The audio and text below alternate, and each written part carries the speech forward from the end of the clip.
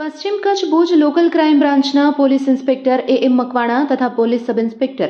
જેબી જાદવ તથા એમએચ શિણોલ સાહેબનાઓએ ગેરકાયદેસર પ્રવૃત્તિ કરતા ઇસમને પકડી તેના વિરુદ્ધ કાયદેસરની કાર્યવાહી કરવા સૂચના અને માર્ગદર્શન આપેલ હોય તે મુજબ એએસઆઈ નિલેશભાઈ ભટ્ટ, અનિરુદ્ધસિંહ રાઠોડ તથા police head constable Dharmendrakumar Raval, Navinkumar Joshi, Shaktisinh Gadhvi તથા પોલીસ કોન્સ્ટેબલ ભરત ગઢવી તથા જીવરાજ ગઢવીનાઓ ભુજ શહેર વિસ્તારમાં પેટ્રોલિંગમાં હતા તે દરમિયાન આશ્રમ ચોકડી પાસે પહોંચતા ભરત ગઢવી તથા જીવરાજ ગઢવીનાઓને સંયુક્ત રીતે ખાનગી રાહે બાતમી હકીકત મળી કે આસિફ અબ્દુલ બજાણિયા રહેવાસી ગાંધીનગરી ભુજવાળો પોતાના કબજાની મહિન્દ્રા કંપનીની સ્કોર્પિયો ગાડી રજિસ્ટ્રેશન નંબર JJ12FE 5684માં તેના મળતિયા સાથે હાલે નાગોર પુલિયા નજીક હાજર છે અને તેના સાથે સોશિયલ મીડિયા પ્લેટફોર્મ ફેસબુક તથા ઇન્સ્ટાગ્રામ અને વોટ્સએપ એપ્લિકેશનમાં ખોટા નામે ફેક આઈડી બનાવી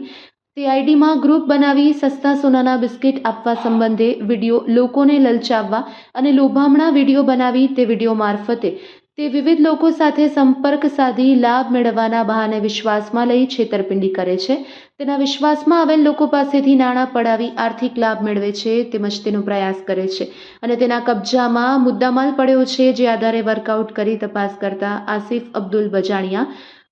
અફીદ અબ્દુલ રઝાક અને અલી મહમદ ઉર્ફે સાહિલ હનીફ કુરેશી મળી આવેલ અને તેની પાસેથી મોબાઈલમાં નવીન પટેલ નામની ફેસબુક આઈડી ચાલુ હોય આ આઈડીમાં સોનાના બિસ્કિટ સસ્તા ભાવે આપવાના ફોટો પોસ્ટ કરી છેતરપિંડી કરવાના ઈરાદે શેર કરેલ જે બાબતે પૂછતા મજકૂર ઇસમે જણાવ્યું કે અમે સામાવાળા લોકોને વિશ્વાસમાં લઈ છેતરપિંડી કરવાના ઈરાદે ફેસબુકમાં બજાર ભાવ કરતાં સસ્તું સોનું આપવાની લોભામણી જાહેરાતવાળા ફોટો તથા વિડીયો સોશિયલ મીડિયા પર મૂકેલાની હકીકત જણાવી જેથી આ ઇસમે ખોટી ફેસબુક આઈડી બનાવી લોકોને વિશ્વાસમાં લઈ બજાર ભાવ કરતાં સસ્તું સોનું આપવાની લોભામણી જાહેરાત કરી તે અંતર્ગત ભુજ શહેર બી ડિવિઝન પોલીસ સ્ટેશન ખાતે ગુનો રજીસ્ટર કરવામાં આવ્યો છે. પકડાયેલ આરોપી આસિફ અબ્દુલ બજાણિયા, અફીદ અબ્દુલ રજાક ચાકી અને અલી મહમદ ઉર્ફે સાહિલ હનીફ કુરેશી છે. કબજે કરવામાં આવેલ મુદ્દામાલમાં 80,000 રૂપિયાની કિંમતના 4 મોબાઈલ ફોન, 10 લાખ રૂપિયાની કિંમતની મહિન્દ્રા કંપનીની સ્કોર્પિયો ગાડી